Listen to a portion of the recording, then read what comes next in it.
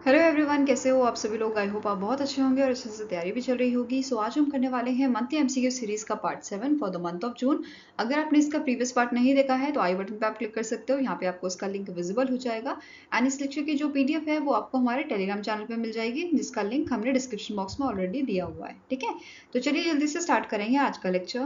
पहला आपका यहाँ पे क्वेश्चन है, name the personality who is appointed as a United Nation high commissioner for refugees global goodwill ambassador. तो इनमें से कौन सी पर्सनालिटी है जिन्हें ग्लोबल गुडविल एम्बेसडर बनाया गया है यूएनएचसीआर का। तो आंसर यहाँ पे हो जाएगा option number D, that is थियो शेम्स को जो है यहाँ पे गुडविल एम्बेसडर बनाया गया है। और ये आपके ब्रिटिश एक्टर हैं, यहाँ पे आप इनकी इमेज देख सकते हो। ठीक है, ये ब्रिटिश एक्टर हैं, प्रोड्यूसर हैं और मॉडल हैं। क्लियर है। नाउ अब यहाँ पे एक क्वेश्चन ये बन सकता है कि इंडिया के कौन से एक्टर हैं जिन्हें 2016 में यूएनएचसीआर का ग्लोबल गुडविल एम्बेसडर बनाया गया था। तो इनका नाम है आपका जॉन इब्राहिम। क्या नाम है इनका? जॉन इब्राहिम। ठीक है, क्लियर है। Now United Nation high commissioner for refugees की अगर बात करें तो इसके आपके कमिश्नर कौन है? करंट कमिश्नर, इनका नाम है फिलिपियो ग्रांडी और इसका हेडक्वार्टर आपका जिनेवा स्विट्जरलैंड में लोकेटेड है और 1950 में इसे एस्टैब्लिश किया गया था। ठीक है, नेक्स्ट अब क्वेश्चन है, name the personality who is recently injured named as a land hero by the United Nation convention to combat desertification. अब यूएनसीसीडी ने इनमें से कौन से इंडिया के आपके पर्सन हैं जिनको लैंड हीरो जो है नाम दिया है। ठीक है, तो आंसर आपका हो जाएगा, इनका नाम है सिद्धेश साकोर। ठीक है, answer is option number B. अब सिद्धेश साकोर के जैसे 9 और ऐसे पर्सन हैं डिफरेंट कंट्रीज से जिन्हें जो है रिकॉग्नाइज किया गया है एज अ लैंड हीरो। ठीक है, अब ये आपका जो इवेंट था जहाँ पे इनको रिकॉग्नाइज किया गया था, ये बेसिकली आपका world day to combat desertification and drought जो डे हम मनाते हैं, ठीक है, 17 जून को, उस दिन यूएनसीसीडी ने इन्हें रिकॉग्नाइज किया था एज अ लैंड हीरो। ठीक है, जैसे इंडिया, ब्राजील, कोस्टारिका, जर्मनी, इन सारी कंट्रीज से लैंड हीरोज जो है रिकॉग्नाइज किए गए थे। ठीक है, अब इन्हें रिकॉग्निशन क्यों दिया गया था? For their work to restore land, boost resilience to the drought, ठीक है, develop sustainable agricultural business and harness technology and innovation to address global environmental challenges. Okay, यहाँ पे आप जो है इमेज देख सकते हो सिद्धेश साकोर की। Fine. Now next up question है, which among the following university became the first university in Delhi to install a global navigation satellite system, receiver and space weather laboratory at its campus in a collaboration with National Atmospheric Research Laboratory ISRO। ठीक है, तो इनमें से कौन सी आपकी university है जो पहली यूनिवर्सिटी बनी है जिसने इंस्टॉल किया है global navigation satellite system, receiver and space weather laboratory? तो ये यूनिवर्सिटी आपकी बन जाती है मानव रचना यूनिवर्सिटी। आंसर आपका यहाँ पे हो जाएगा ऑप्शन नंबर ई। अब जो यहाँ पे सेटअप किया गया है इसमें क्या क्या इंक्लूडेड है? GNSS receiver, antenna, 30M radio frequency cable, laptop, iron mast, ये सब इसमें इंक्लूडेड है। ठीक है, अब यहाँ पे नेक्स्ट पॉइंट क्या बोल रहा है? This GNSS receiver is integrated into a NARL north south chain of receivers contributing to a critical studies on weather, climate, space weather and planetary ionospheres। ठीक है, now next question है, which country has become the first country in the world to establish a military branch dedicated to a drone system? तो इनमें से कौन सी country है जो world की पहली कंट्री बनी है जिसने मिलिट्री ब्रांच अपनी एक बना दी है ड्रोन सिस्टम्स के लिए या ड्रोन्स को ऑपरेट करने के लिए, उसके डेवलपमेंट के लिए। ठीक है, तो ये कंट्री है यूक्रेन। आंसर यहाँ पे आपका है ऑप्शन नंबर सी। ठीक है, इसका नाम रखा गया है अनमैन्ड सिस्टम फोर्सेस। क्या नाम रखा गया है? Unmanned system forces, a new standalone military branch aimed at supporting and developing units of a unmanned system। ठीक है, अब जो farmer deputy commander in chief थे आपके आर्म फोर्सेस ऑफ यूक्रेन के, कॉलोनियल वैद्यम सुखेर वेक्सी, इनको अपॉइंट किया गया है पहला कमांडर यूएसएफ का, अनमैन्ड सिस्टम फोर्सेस का। ठीक है, नेक्स्ट है, which among the following Indian tennis player finished as a runner-up in the men's single at the International de Tennis Città di Perugia 2024, that is ATP Challenger 125 पेरुगुआ। ठीक है, जो आपका पेरुगुआ Italy में हुआ था। तो आंसर यहाँ पे हो जाएगा, रनर अप थे इंडिया के प्लेयर सुमित नागल। ठीक है, और यहाँ पे सुमित नागल ने जो है एक रिकॉर्ड बनाया है which is ATP single ranking of 71। तो इनकी एटीपी रैंकिंग जो हो गई है सिंगल्स की वो 71 हो गई है और पॉइंट्स कितने हैं ATP points, it is 777। Fine. And इसी के साथ ये सुमित नागल जो है ये ओनली इंडियन प्लेयर बन गए हैं जो पार्टिसिपेट करेंगे मेंस सिंगल इवेंट में एट अ 2024 पेरिस ओलंपिक। अब मुझे कमेंट सेक्शन में बताओ पेरिस ओलंपिक आपके कब से स्टार्ट होंगे, ठीक है। मेन सिंगल की बात करें तो देखो सुमित नागल जो थे ये रनर अप थे और विनर इसमें थे आपके इटली के प्लेयर लुसियानो डार्देरी, ठीक है। मेंस डबल में कौन थे, आपके मैक्सिको और अर्जेंटीना के जो प्लेयर थे। एंड रनर अप में अगेन इंडिया के एक प्लेयर थे श्रीराम बालाजी और नेक्स्ट आपके थे जर्मनी के Andre Benjamin. Fine. Now next question is, which state secretariat has become the India's first eco-friendly state government headquarter? तो इनमें से कौन सा स्टेट का सेक्रेटरीट है जो इंडिया का पहला eco friendly state government headquarter बना है, तो ये आपका है असम का सेक्रेटरीट, ठीक है। Answer is option number B.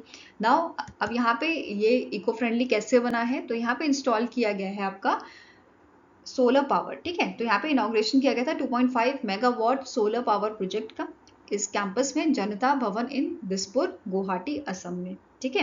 Now the secretariat complex will now run solely on a solar power, ठीक है। तो ये आपका सोलर पावर पे ही रन करेगा जिसका कॉस्ट आपका इंस्टॉलिंग कॉस्ट कितना है 12.5 crore. Fine.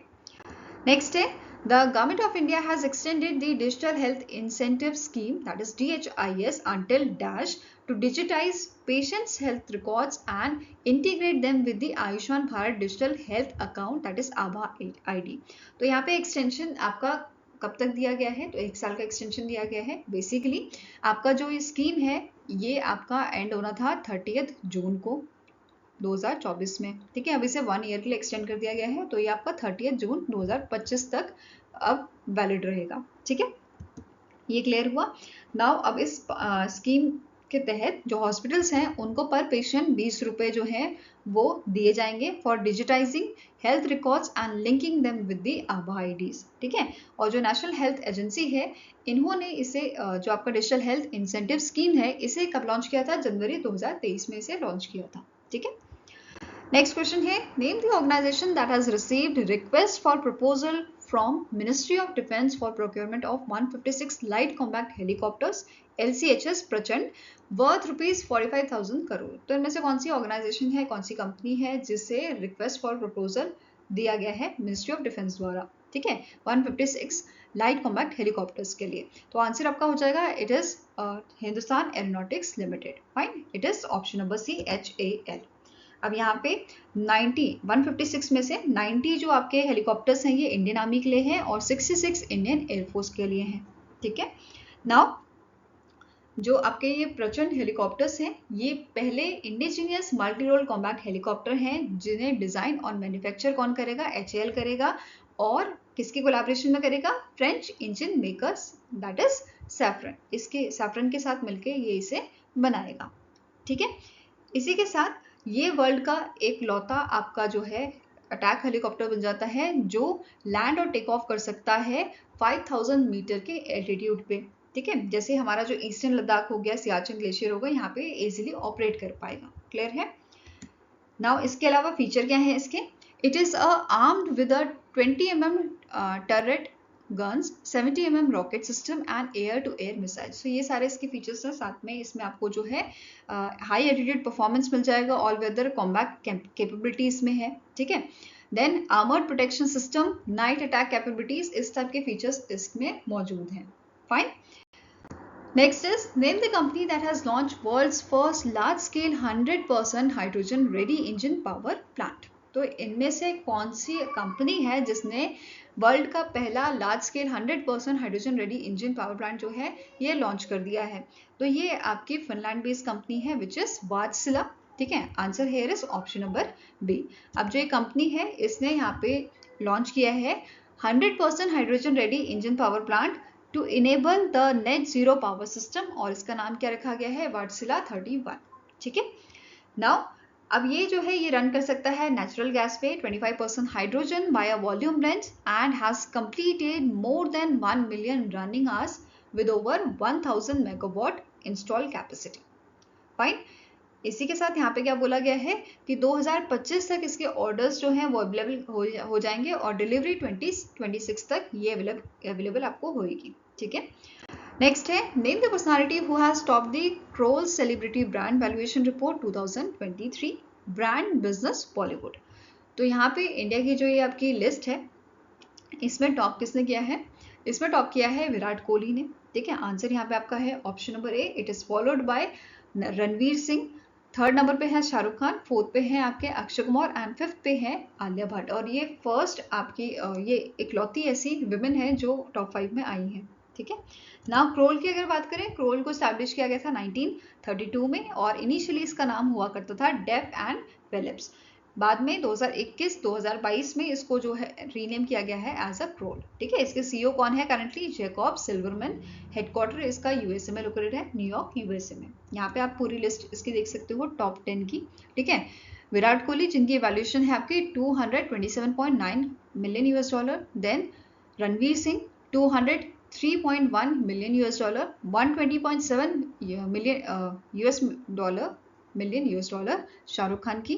Then 111.7 million US dollar Akshay Kumar की एंड आलिया भट्ट की है 101.1 मिलियन यूएस डॉलर की आपकी वैल्यूएशन। ठीक है, इसी के साथ अगर आपका जो प्रीवियस इंडेक्स था, प्रीवियस रिपोर्ट जो थी 2022 की, उसमें किसने टॉप किया है ये पूछा जाए तो आंसर आपका हो जाएगा रणवीर सिंह ने। ठीक है, रणवीर सिंह ने यहाँ पे टॉप किया था। नेक्स्ट आपका क्वेश्चन है which among the following central bank has received risk manager of the year award 2024 at the 11th edition of central banking award 2024 जो आपके लंदन यूके में दिए गए थे। तो आंसर यहाँ पे आपका हो जाएगा risk manager of the year award दिया गया है आरबीआई को, रिजर्व बैंक ऑफ इंडिया को। ठीक है, ये आपका 11th एडिशन था, 11th एनुअल अवार्ड्स थे जिन्हें प्रेजेंट कौन करता है? Central banking publication. And RBI की तरफ से आरबीआई के जो एग्जीक्यूटिव डायरेक्टर थे मनोरंजन मिश्रा, उन्होंने ये अवार्ड आरबीआई के बिहाफ पे रिसीव किया है। इसके अलावा central bank of the year जो है ये बनाया गया है central bank of Brazil. Governor of the year ये आपके हैं governor of national bank of Ukraine जिनका नाम है एंड्री फिशिनी। फाइन, इसके अलावा मुंबई महाराष्ट्र का बेस जो आइरिस बिजनेस सर्विस लिमिटेड है इसे ग्लोबल सेंट्रल बैंकिंग अवार्ड 2024 दिया गया है फॉर द टेक्नोलॉजी सर्विसेज।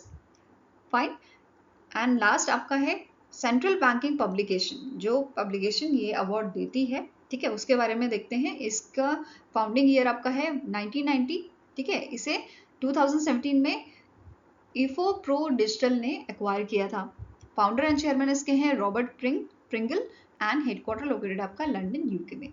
इसके साथ साथ आपको ये भी नोट करना है कि जो 2023 में, ठीक है, 2023 का governor of the year title था ये किसे दिया गया था? ये आपका शक्तिकांता दास जी को दिया गया था। ठीक है, आरबीआई के गवर्नर जो हैं। फाइन, नेक्स्ट है who has recently in June become the first Indian to be honoured with the Nelson Mandela lifetime achievement award of South Africa for the contribution to children's cinema. इनमें से कौन से आपके person हैं जिनको ये award दिया गया है? ठीक है, आंसर यहाँ पे हो जाएगा, इनका नाम है Vinod Ghantara. Answer is option number D. इन्हें जो है ये अवार्ड दिया गया था 7th Nelson Mandela children's film festival जो आपका हुआ था साउथ अफ्रीका में, वहाँ पे ये अवार्ड दिया गया था। फाइन, अब विनोद घंतारा जो है यहाँ पे आप इनकी इमेज देख सकते हो, इन्हें बहुत सारे अवार्ड दिए गए हैं। जैसे ये इकलौते इंडियन रेसिपिएंट है आपके लिव उलमैन पीस प्राइज के शिकागो। ठीक है, देन इनको ये अवार्ड किस लिए दिया गया था? गुजराती फिल्म के लिए जिसका नाम है हरुण अरुण। नेक्स्ट आपका अवार्ड है Dada Saheb Phalke lifetime achievement award. Then Jankinath Gaur award. फिर 2010 में इन्हें जो है बेस्ट जुवेनाइल ऑडियंस अवार्ड भी दिया गया था at the Dhaka international film festival. इसके अलावा लुका छुपी के लिए इनको Limca book of the world record जो है इनकी हाइड एंड सीक फिल्म जो है उसको यहाँ पे रिकॉर्ड किया गया था Limca book of world record में। ठीक है, it was the first children's feature film fully shot on the at the highest altitude of Ladakh in the Himalayas. Then 2011 में इन्हें गोल्डन बटरफ्लाई अवार्ड भी दिया गया था फॉर हरुण अरुण जो इनकी गुजराती फिल्म है। ओके, नेक्स्ट है The RBI has approved the appointment of Ajit Kumar KK as MD and CEO of which bank? तो इनमें से कौन सा बैंक है जिसके ये MD and CEO अपॉइंट किए गए हैं 3 साल के लिए, ठीक है, 3 years के लिए इनको अपॉइंट किया गया है। इनका इस बैंक का नाम है धनलक्ष्मी बैंक, ठीक है। नाउ अब इन्होंने सक्सीड किसे किया है? जेके शिवान को इन्होंने सक्सीड किया है, और इस पोजीशन से पहले आपके जो अजीत कुमार हैं ये चीफ ह्यूमन रिसोर्स ऑफिसर रह चुके हैं आपके फेडरल बैंक में। नाउ धनलक्ष्मी बैंक की बात करें तो इसका हेडक्वार्टर आपका त्रिशूर केरला में लोकेटेड है और इसे 1927 में इनकॉर्पोरेट किया गया था। Fine. Next is which among the following foundation has launched the first of its kind innovation lab for eye care in India? तो इनमें से कौन सी फाउंडेशन है आपकी जिसने लॉन्च किया है innovation first of its kind innovation lab for the I care India में? तो ये फाउंडेशन आपकी है शंकरा आई फाउंडेशन इंडिया, ठीक है। Answer is option number C. Now अब जो ये आपकी फाउंडेशन है इन्होंने इनोवेशन जो लैब लॉन्च किया है with the support of Gopalaswamy Doraiswamy Naidu charities, ठीक है, इनके सपोर्ट में इन्होंने जो है इसे लॉन्च किया है। जो ये लैब है ये फोकस करेगी on advancing the eye care through the cutting edge research, ठीक है, एडवांस टेक्नोलॉजी यहाँ पे यूज की जाएगी, development and training at Coimbatore. Fine. Now जो सेंटर है it will also conduct clinical trials, ये आपके क्लिनिकल ट्रायल्स भी कंडक्ट करेंगे approved by the central drug standard control organisation और drug controller general of India for the regulatory compliances with a dedicated team of a clinical research coordinator to ensure standard are met, ठीक है। Next है the world sickle cell day is annually observe across the globe on dash. World sickle day जो है ये हम observe करते हैं 19 जून को, ठीक है। 2024 का इसका थीम था hope through progress advancing sickle cell care globally, ठीक है। अब जो ये डे है इसे रिकॉग्नाइज कौन करता है या इसे ऑब्जर्व कौन करता है? तो इसे वर्ल्ड हेल्थ ऑर्गेनाइजेशन जो है ऑब्जर्व करती है। ओके। नाउ अब इंडिया में इसमें इस डे के ओकेजन पे एक इवेंट हुआ था, ठीक है, national conclave for awareness generation, ये आपका इवेंट हुआ था वर्ल्ड सिकल सेल डे के ओकेजन पे, और इसे ऑर्गेनाइज किया था ministry of tribal affairs and knowledge partner यहाँ पे थे आपके Birsa Munda centre, all India institute of medical science that is AIIMS Delhi, ठीक है। अब ये जो आपका अवेयरनेस जनरेशन था, ठीक है, यहाँ पे अवेयरनेस बेसिकली दी गई थी जो ट्रांसमिशन होता है सिकल सेल डिजीज का उसके रिगार्डिंग। फाइन।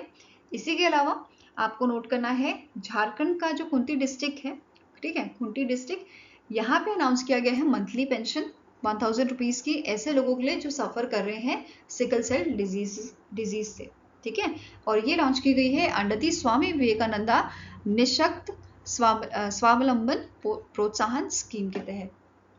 फाइन। नाउ अब यहाँ पे एडिशनल इंफॉर्मेशन आपको नोट करनी है कि जो पीएम मोदी जी हैं इन्होंने 1 जुलाई 2023 में लॉन्च किया था national sickle cell anaemia elimination mission, ठीक है। कहाँ पे लॉन्च किया था? मध्य प्रदेश में लॉन्च किया था, making the beginning of a government of India's mission for elimination of a sickle cell disease by 2047। तो ये ईयर आपको याद रखना है कि कब तक एलिमिनेट किया जाएगा, तो 2047 तक, ठीक है। Next question is as per the 9th edition of a sustainable development report released by the United Nations Sustainable Development Solution Network, on an average only -% of the sustainable development goal targets are on track to achieve by 2030, ठीक है। तो जो हमारे sustainable development गोल का target है 2030 तक का, वो कितना परसेंट जो गोल्स हैं वो बेसिकली टारगेट पे हम चल रहे हैं? तो आंसर आपका हो जाएगा ओनली 16%, 16% ही हम जो है एवरेज यहाँ पे बात की जा रही है कि एवरेज 16% टारगेट पे हम चल रहे हैं, ठीक है, सस्टेनेबल डेवलपमेंट गोल के जो हमारे टारगेट है। अब इस रिपोर्ट में क्या क्या चीज़ हाईलाइट की गई थी? जैसे यहाँ पे बोला गया है कि 17 जो सस्टेनेबल डेवलपमेंट गोल है हमारे, none of the 17 sustainable development goals are on track to be achieve by 2030, ठीक है, ये चीज मेंशन की गई थी। इसके अलावा यहाँ पे क्या बोला गया था? As per the report average 16% है, ओनली 16% की जो टारगेट में है, और 84% ऐसे हैं जो रिवर्स हो रहे हैं, मतलब जो प्रोग्रेस हुई थी वो भी अब कम हो गई है, ठीक है। इसके अलावा कुछ आपके जो सस्टेनेबल डेवलपमेंट गोल प्रोग्रेस है ये स्टैग्नेंट हो गई है सिंस 2020, मतलब 2020 के अगर हम बात करें तो यहाँ से इनकी प्रोग्रेस रुकी हुई है, ठीक है। और कुछ ऐसे हैं जो ऑफ ट्रैक चले हुए हैं, जैसे जीरो हंगर वाला हमारा जो सस्टेनेबल डेवलपमेंट गोल है, ठीक है, सस्टेनेबल डेवलपमेंट गोल 2 है, ठीक है। ऐसे ही SDG 11 sustainable cities and communities, sustainable development goal 14 life below water, life on land, ये सारे आपके ऑफ ट्रैक चले हुए हैं, ठीक है। इसके अलावा जो आपकी नॉर्डिक कंट्रीज हैं, यहाँ पे ग्रोथ अच्छी देखने को मिल रही है, मतलब प्रोग्रेस देखने को मिल रही है हमारे सस्टेनेबल डेवलपमेंट गोल्स की। ऐसे ही जो ब्रिक कंट्रीज हैं जिसमें इंडिया भी शामिल है, यहाँ पे स्ट्रॉन्ग प्रोग्रेस हमें देखने को मिल रही है। वेयरएज जो पुअर एंड वनरेबल कंट्रीज हैं, यहाँ पे जो हमारे टारगेट्स हैं, जो गोल्स हैं, वो पीछे बढ़ते हुए नजर आ रहे हैं, ठीक है। मतलब वहाँ पे ग्रोथ बहुत कम हो रही है या ना के बराबर हो रही है, ठीक है। इसके अलावा यहाँ पे मेंशन किया गया था कि कुछ आपके सस्टेनेबल डेवलपमेंट गोल्स हैं जो उल्टी दिशा में चले हैं, मतलब प्रोग्रेस की जगह यहाँ पे डिक्रीज हो रही है, प्रोग्रेस कम हो रही है, ठीक है। जितना पहले था उससे और कम यहाँ पे चीजें होती नजर आ रही है, जैसे ओबेसिटी रेट जो आपका, ठीक है। देन आ गया आपका प्रेस फ्रीडम, फिर red list index, sustainable nitrogen management, ये सारे आपके जो है रिवर्सल प्रोग्रेस दिखा रहे हैं। इसके अलावा एक आपका सस्टेनेबल डेवलपमेंट गोल है, जैसे आपका सस्टेनेबल डेवलपमेंट गोल 9 हो गया, इंडस्ट्री इनोवेशन एंड इंफ्रास्ट्रक्चर, यहाँ पे हमें पॉजिटिव चीजें नजर आ रही हैं, ठीक है। तो ये क्वेश्चन बन सकता है कि कौन सा सस्टेनेबल डेवलपमेंट गोल आपका था जिसमें पॉजिटिव हमें ग्रोथ नजर आ रही है, या इस रिपोर्ट के अकॉर्डिंग कौन सा पॉजिटिव सस्टेनेबल डेवलपमेंट गोल शो कर रहा है प्रोग्रेस, ठीक है। नाउ नेक्स्ट यहाँ पे बात करेंगे सस्टेनेबल डेवलपमेंट गोल्स इंडेक्स की, ठीक है, SDG इंडेक्स 2024 की, जहाँ पे टॉप किया है आपका फिनलैंड ने। It is followed bye Sweden, Denmark, Germany, France and India की बात करें तो इंडिया का जो है 109th रैंक यहाँ पे देखने को मिला है हमें, और इसका स्कोर है 64, ठीक है। Now United Nation sustainable development goal solution network की बात करें तो इसके करंट प्रेसिडेंट है जेफरी सेश, और जो ये आपकी ऑर्गेनाइजेशन है इसके सेक्रेटरीट आपके पेरिस फ्रांस में, कुआलालंपुर मलेशिया और न्यूयॉर्क USA में लोकेटेड है, ठीक है। नेक्स्ट क्वेश्चन है, the national reading day is annually observe across India on dash to mark the death anniversary of PN Panicker, ठीक है। तो नेशनल रीडिंग डे जो है हम कब ऑब्जर्व करते हैं, ये आपका 19 जून को ऑब्जर्व किया जाता है, और इस दिन डेथ एनिवर्सरी होती है आपकी PN पनिकर की, जो रिओन्ड टीचर एंड एजुकेशनिस्ट थे केरला से, और इन्हें father of library and literacy movement बोला जाता है, ठीक है। फादर ऑफ लाइब्रेरी और लिटरेसी मूवमेंट इन केरला, इस नाम से भी इनको जो है संबोधित किया जाता है, ठीक है। और इस साल 2024 का जो आपका एडिशन था, ये आपका 28 एडिशन था नेशनल रीडिंग डे का, ओके। नाउ नेक्स्ट आपका क्वेश्चन है, as per SIPRI report India's nuclear weaponry has grown from 164 warhead in January 2023 to dash warhead in January 2024। तो बेसिकली जो न्यूक्लियर वेपनरी है इंडिया की, ये आपकी पहले कितनी थी, 164 थी इन जनवरी 2023, और उसके बाद ये 2024 में, जनवरी 2024 में कितनी इंक्रीज हो गई है, 172 हो गई है, ठीक है। तो आंसर यहाँ पे आपका हो जाएगा ऑप्शन नंबर बी। अब इसके अलावा यहाँ पे जो SIPRI रिपोर्ट थी, इसका एडिशन पूछा जा सकता है, तो it was the 55th edition, right. और इंडिया ने यहाँ पे जो है न्यूक्लियर वेपन्स के मामले में पाकिस्तान को पीछे कर दिया है, तो ये भी ध्यान में रखना है। पाकिस्तान के जो वॉरहेड हैं ये आपके 170 है और इंडिया के 172 हो गए हैं, ठीक है। अब इस रिपोर्ट के अकॉर्डिंग यहाँ पे 2100 जो आपके डिप्लॉयड वॉरहेड्स हैं, ये हाई अलर्ट पे हैं, और सबसे ज़्यादा ये बिलोंग करते हैं आपके रशिया से, देन USA से, ठीक है। रशिया और USA आपके हाई अलर्ट पे हैं, फाइन। SIPRI की बात करें तो डायरेक्टर इसके हैं डैन स्मिथ, हेडक्वार्टर लोकेटेड आपका स्लो स्टॉकहोम स्वीडन में, and it was established in the year 1966। अब पूरी लिस्ट देखते हैं कंट्री वाइज, टॉप आपकी जो कंट्रीज हैं कि किसके पास कितनी वॉरहेड हैं या टोटल इन्वेंट्री कितनी है, ठीक है। 2024 की बात करें तो रशिया के पास 5580 इन्वेंट्री है, followed by USA 5044, then China आपका थर्ड नंबर पे है with 500 total inventory, then France जो है इसका आपका जो नंबर है वो सेम रहा है 2023 और 2024 में, दैट इज 290, ठीक है। सेम फॉर दी आपका UK, ये भी सेम रहा था 225, देन 164 इंडिया 164 पे था 2023 में, एंड अब ये 172 हो गया है। पाकिस्तान का 170 वॉरहेड है, देन इजराइल का 90 है, एंड नॉर्थ कोरिया का पहले 30 हुआ करता था, अब ये 50 आपका टोटल इन्वेंट्री हो गया है। क्लियर है? नेक्स्ट क्वेश्चन है, according to the International Campaign to Abolish Nuclear Weapons, that is ICAN report, which country has become the largest spender on our nuclear weapons in 2023? तो 2023 में सबसे ज़्यादा जो है इस रिपोर्ट के अकॉर्डिंग सबसे ज़्यादा इन्वेस्टमेंट कौन सी कंट्री ने किया है? तो ये कंट्री आपकी आ जाती है यूएसए। ठीक है, answer here is option number C. तो यूएसए ने लगभग 80% जो है इंक्रीज यहाँ पे शो किया है, न्यूक्लियर वेपन्स में इन्वेस्टमेंट किया है। ठीक है, विद 51.5 बिलियन यूएस डॉलर। सबसे ज्यादा यूएसए ने किया है। It is followed by China 11.8 billion US dollar, then Russia with 8.3 billion US dollar, UK आपका 4th नंबर पे है with 8.1 billion US dollar, and 5th number पे आ जाता है आपका France with 6.1 billion US dollar, और 6th नंबर पे है आपका India with 2.7 billion US dollar. It is followed by Israel 1.1 billion, then Pakistan 1 billion and North Korea 0.9 billion US dollar. Clear है? Now ICAN जो है इसके एग्जीक्यूटिव डायरेक्टर हैं Melissa पार्के, हेडक्वार्टर इसका लोकेटेड आपका जिनेवा स्विट्जरलैंड में। Clear? Next is, recently in June, which armed forces launched the first of its kind skin bank for the treatment of severe burn injuries in a defense? तो यहाँ पे इनमें से कौन सी force है जिसने इस टाइप का जो है आपका first of its kind skin bank जो है वो लॉन्च किया है? ठीक है, ये लॉन्च किया है आपका इंडियन आर्मी ने। Fine, answer is option number D, Indian army ने इसे लॉन्च किया है और ये आपका लॉन्च किया गया है न्यू दिल्ली में। It is a army hospital research and referral new Delhi. Now ये जो फैसिलिटी है it is the first of its kind, पहली बार ऐसा जो है ओपन किया गया है या लॉन्च किया गया है within armed forces medical services, जो फोकस करता है on treating the severe burn injuries for armed forces personnel and families. Clear है? Now next is, it addresses injuries from the fire accident, electrical incidents, high altitude kerosene warmers.